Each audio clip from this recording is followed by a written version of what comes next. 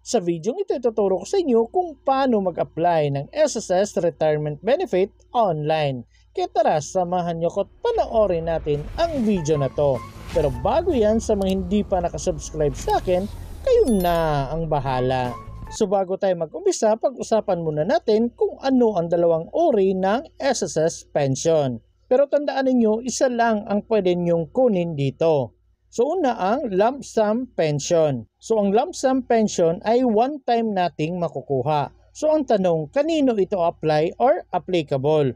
Basta lahat ng mga contribution mo, nung nagsimula ka palang mag-contribute, kasama ng mga earnings ay ibibigay sa iyo ni SSS kasama na yung mga contribution mo na voluntary, employed, self-employed, or OFW. Ang lump sum ay available lamang sa lahat na mga nakahulog ng 36 months up to 119 months na total contribution. So ibig sabihin nito, kapag 35 months below lang yung nabayad mo, ay hindi ka qualified sa pension benefit ni SSS. Pero kung ikaw ay nakakuha na ng 36 to 119 months na total contribution, lump sum na ang iyong makukuha na pension kay SSS. So ibig sabihin lang nito, hindi ka na makakatanggap ng monthly pension kasi buo mo nang matatanggap yung pension mo. Ang tawag doon, lump sum.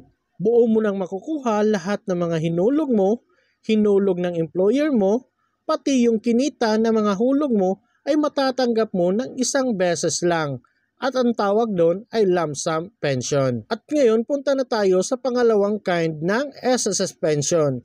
Ito yung monthly pension. So ito ay may dalawang uri. Yung una, pagka-retire mo, bibigyan kanila ng lump sum equivalent to 18 months of our monthly pension. So for example, ikaw ay may 10,000 na monthly pension.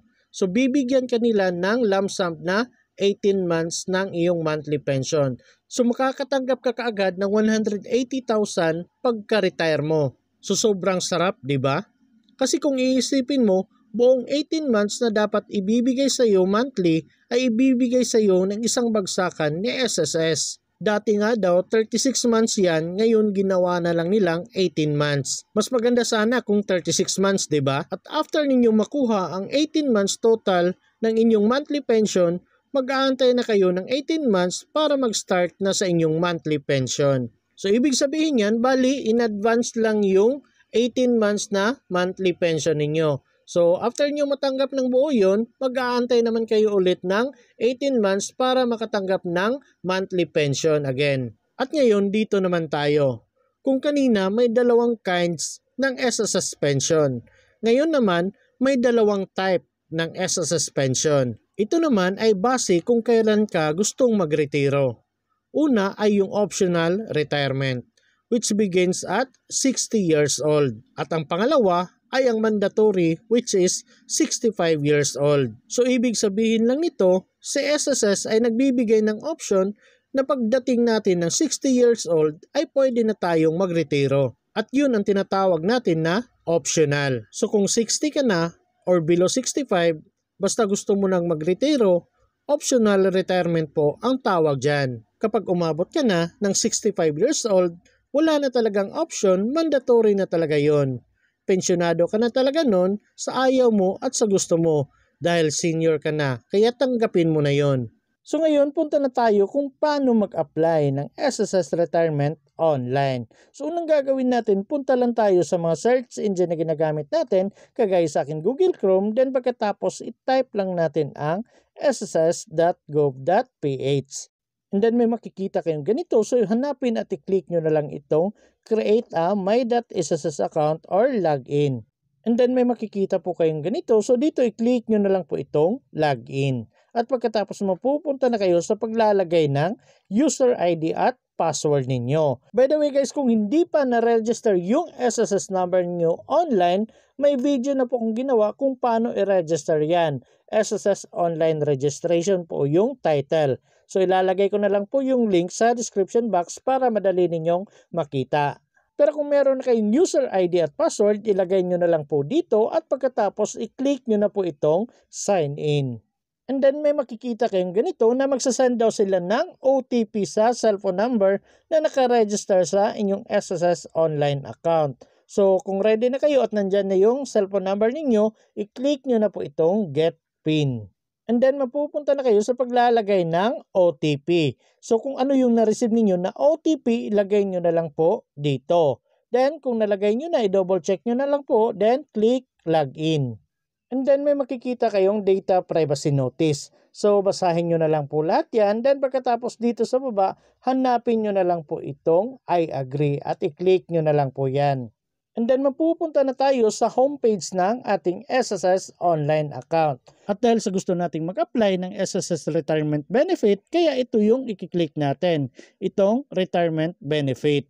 Pero kung ganito yung makikita ninyo na yung SSS account doon ninyo ay walang record ng contact information, mailing address at wala ring existing na UMID savings account number. So kailangan nyo pong mag-enroll ng bank account sa inyong SSS disbursement account para doon po ihulog yung makukuha ninyong retirement benefit.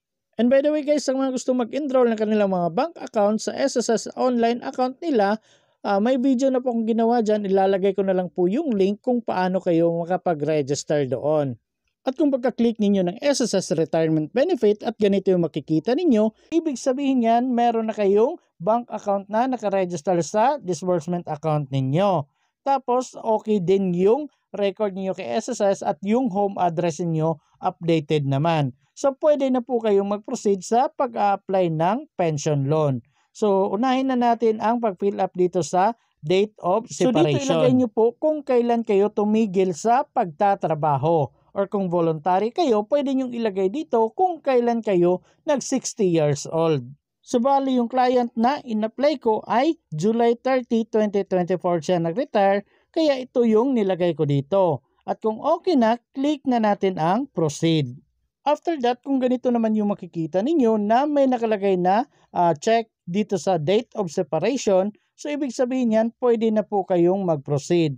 So dito sa baba, pwede nyong i-review yung employment history or details ninyo.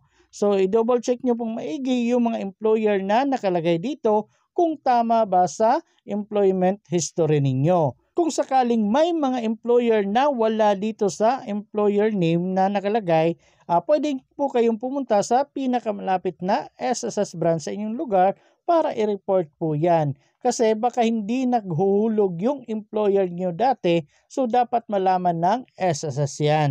And then may makikita kayong ganito kung i-avail nyo ba daw yung advance na 18 months pension. So nasa sa inyo na po yan. Sa mga hindi nakakaalam kung ano yan, na-discuss na po natin dito sa unang part ng video na ito. So i-review nyo na lang po, balikan nyo yun. Then kayo nang mag-decide kung i-avail niyo or hindi. Pero yung client ko, in-avail niya kaya nag-yes kami. And then dito naman tayo sa baba sa pagpili ng bank account kung saan ninyo ipapahulog yung makukuha ninyong pension. By the way guys, kung marami kayong in-enroll na bank account, pwede kayong pumili dyan. Pero kung isa lang yung bank account na in-enroll niyo, automatic na pong wala na kayong pagpipilian at yun na lang talaga. So kung nakapili na kayo, pwede na ninyong i-click itong proceed. At dahil sa nag-avail tayo ng 18 months na pension, may tanong dito kung gusto nyo ba daw i-proceed.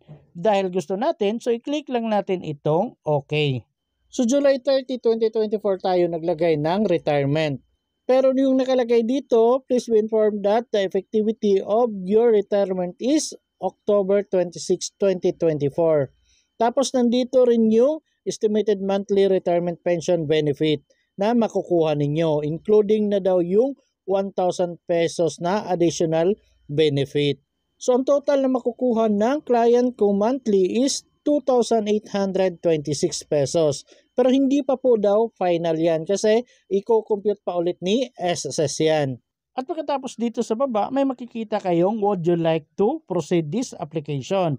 So kung okay na kayo sa mga computation na nakita ninyo at makukuha ninyo, pwede nyo na pong i-click itong proceed na dito sa baba, itong may square. At pagkatapos may makikita kayong online certification undertaking dito. So basahin nyo na lang po lahat yan. At dito sa pinakababa may makikita kayong check to certify and proceed. So i-click nyo na lang po itong box katabi ng check. At kung may check na yan at okay naman kayo lahat, i-click nyo na po itong proceed. And then may makikita kayong ganito na successful na daw yung pag-submit ninyo ng retirement claim. And nandito rin yung transaction number ninyo. Kasi natapos niyo na yung step 1, step 2, and step 3. So pwede nyo screenshot ito guys kasi nandito yung transaction number. Importante po to para if ever may mga problema, pwede nyo pong ipakita yan sa SSS branch para ma-review nila kaagad. At sa mga nagtatanong kung ilang weeks or days nila makukuha yung retirement claim nila, based sa aking experience guys, kasi may client ako dati, 1 to 2 weeks po nakuha or pumasok sa bank account nila yon. And then may marireceive pa kayong email na kagaya nito. So kagaya lang to ng na nakita natin kanina na successful na yung pag-submit natin ng retirement claim and meron ding reference number na nandito.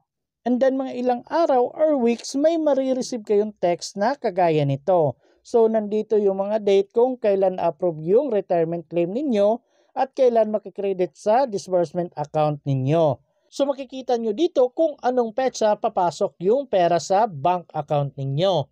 Pero may iba lampas 1 week or 2 weeks na wala pa rin text na nare-receive na kagaya nito. Pero pag check nila sa kanilang bank account, may pumasok na pala. So i-check nyo na lang po yung bank account ninyo from time to time baka may pumasok na doon.